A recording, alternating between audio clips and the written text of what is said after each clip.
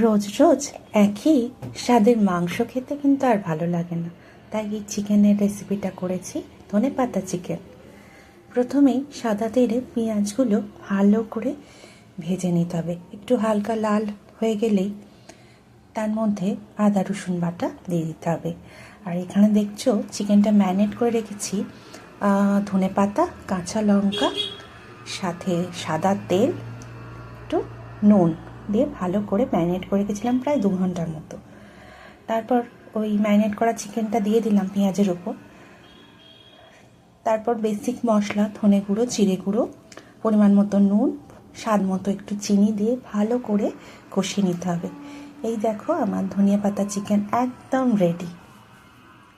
নামানোর আগে একটা গোটা লেবুর রস, সাথে চেরা কাঁচা লঙ্কা আর গোলমরিচের গুঁড়ো দিয়ে নাড়াচাড়া করে নামিয়ে নিলাম।